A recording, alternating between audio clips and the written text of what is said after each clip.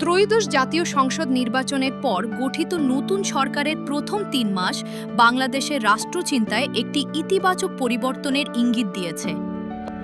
সরকার পরিবর্তন রাজনীতির স্বাভাবিক ঘটনা হলেও সেই পরিবর্তন যখন সাধারণ মানুষের জীবনে সরাসরি স্বস্তি নিয়ে আসে তখন সেটি প্রকৃত অর্থেই জনকল্যাণমুখী শাসনের পরিচায়ক হয়ে ওঠে। নতুন সরকারের প্রথম ১০০ দিনের কর্মকাণ্ডে সবচেয়ে স্পষ্টভাবে যে বিষয়টি প্রতিফলিত হয়েছে তা হল রাষ্ট্রকে নাগরিকের আরও কাছে নিয়ে যাওয়ার আন্তরিক প্রচেষ্টা। এই সময়ে সবচেয়ে গুরুত্বপূর্ণ ও মানবিক উদ্যোগগুলোর মধ্যে ফ্যামিলি কার্ড বিশেষভাবে উল্লেখযোগ্য।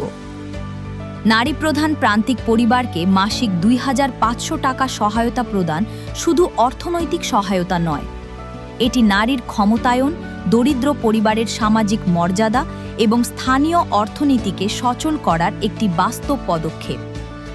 দরিদ্র পরিবারের জন্য এই অর্থ শিশুর শিক্ষা, পুষ্টি, ওষুধ কিংবা নিত্য প্রয়োজনীয় বাজারে বড় ভূমিকা রাখতে পারে। কৃষি খাতেও সরকারের পদক্ষেপ প্রশংসনীয়।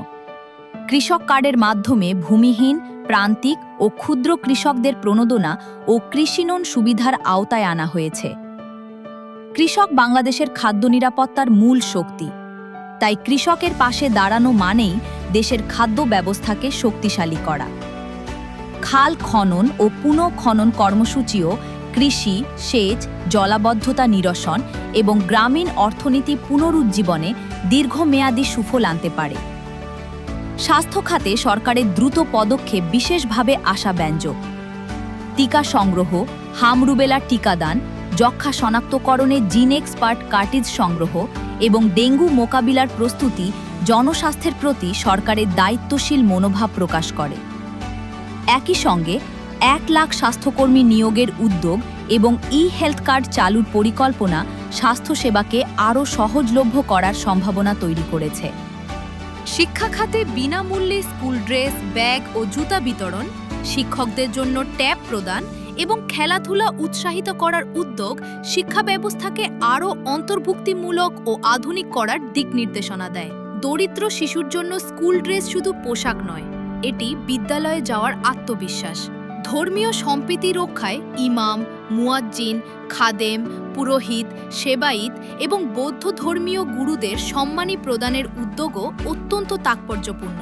এটি রাষ্ট্রের অন্তর্ভুক্তিমূলক চরিত্রকে শক্তিশালী করে এবং সব ধর্মের মানুষের প্রতি সমান শ্রদ্ধার বার্তা দেয়। জ্বালানি সংকট মোকাবেলায়ও সরকার উল্লেখযোগ্য সফলতার স্বাক্ষর রেখেছে। মধ্যপ্রাচ্যে আমেরিকা, ইসরায়েলের ইরানের দখলদারি আগ্রাসনকে ঘিরে সৃষ্ট বৈশ্বিক জ্বালানি সংকট সরকার অত্যন্ত সুকৌশলে সুচারুভাবে মোকাবেলা করতে সক্ষম হয়েছে। জ্বালানি ব্যবস্থাপনায় ফুয়েল পাস, ইস্টার্ন রিফাইনারি আধুনিকায়ন, জ্বালানি মজুদ নিশ্চিতকরণ এবং নবায়নযোগ্য জ্বালানির লক্ষ্য সরকারের বাস্তববাদী পরিকল্পনার পরিচয় বহন করে।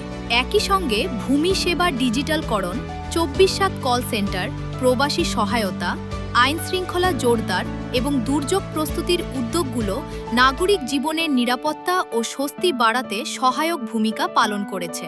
প্রথম ১০০ দিনে সব সমস্যার সমাধান সম্ভব নয়, তবে নতুন সরকারের সবচেয়ে বড় সাফল্য হল তারা জনকল্যাণকে রাষ্ট্র পরিচালনার কেন্দ্রে স্থাপন করেছে। প্রতিশ্রুতি শুধু কাগজে সীমাবদ্ধ না রেখে বাস্তব প্রয়োগের পথে এগিয়ে নেওয়াই এই সরকারের প্রথম ৩ মাসের সবচেয়ে বড় অর্জন। ধারাবাহিকতা, স্বচ্ছতা ও জবাবদিহি নিশ্চিত করা গেলে এই সূচনা বাংলাদেশকে সত্যিকারের জনকল্যাণমুখী রাষ্ট্রের দিকে আরও দৃঢ়ভাবে এগিয়ে নেবে।